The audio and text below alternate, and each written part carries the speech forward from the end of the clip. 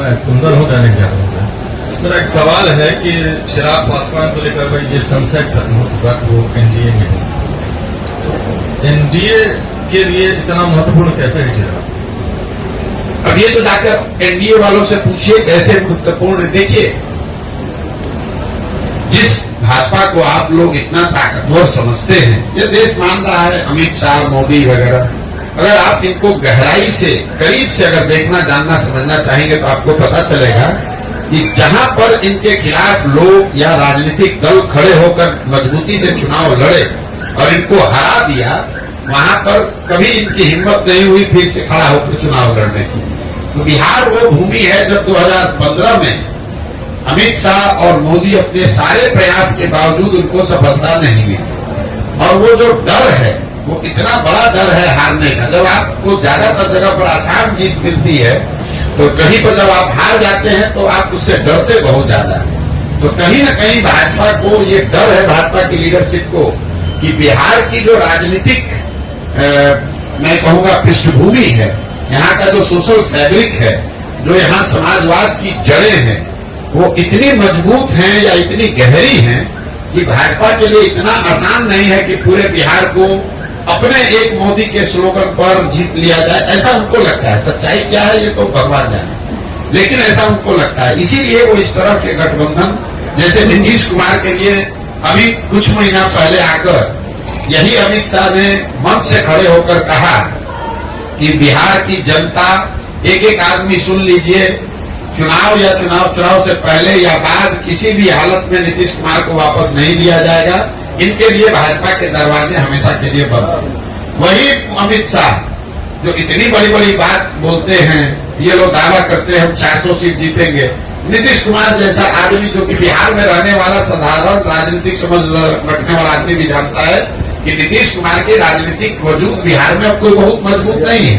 ये उनके राजनीति का अंतिम दौर है। लेकिन अगर वो भी वापस आ रहे हैं तो भाजपा को उसको मानने, स्वीकार करने में कोई दिक्कत नहीं है।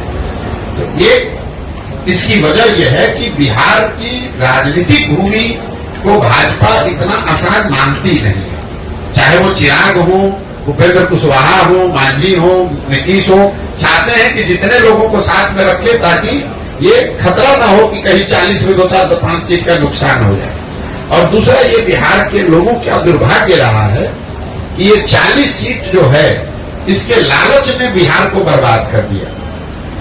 विश्व के स्तर पर अफ्रीका के बारे में एक बात कही जाती है कि अफ्रीका के जिन देशों में बहुत ज्यादा खनिज है, वहां पर सबसे ज्यादा गरीबी है। उसको मिनरल कर्स कहा जाता है, क्योंकि वहां इतना खनिज है कि उसी को लूटने के लिए, उससे कमाने के लिए दुनिया भर के लोग जाकर वहां लूटपाट मचाते हैं। उसी तरह बिहार की हालत है।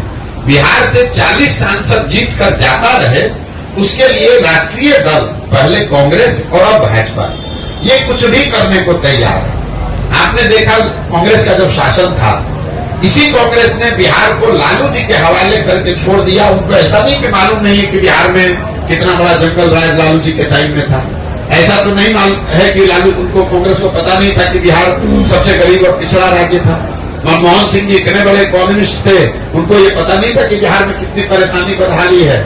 इसके बावजूद उन लोगों ने लालू जी को अपने कंधे पर बैठा कर रखा, क्योंकि वो चाहते थे कि बिहार से 20, 25, 30 सांसद जीतकर यूपीए की सरकार को मदद करते रहे। तो जो काम कांग्रेस ने लालू जी के साथ किया, वही काम आज भाजपा नीतीश के साथ कर रही है कि नीतीश को साथ में रखो, चिराग को साथ में रखो, इन लोगों की मदद से 30-35 सांसद हम लोग का जीत कर जाता रहे। उसके बाद बिहार में जो होता रहे उससे कोई दिक्कत नहीं। बिहार के पूरे बच्चे मजदूर बने रहे, कोई दिक्कत नहीं है। बिहार में गरीबी बदहाली हो, कोई दिक्कत नहीं हो। बिहार के बच्चे जब गुजरात जाए तो उसको बिहारी कहकर उसका मजाक उड़ाए, गाली दे, लेकिन बिहार से 35-40 सांसद हम लोग का जीत कर जाता रहे। ये जो सोच है, ये जो लालच है, यही इन चीजों को कराता है।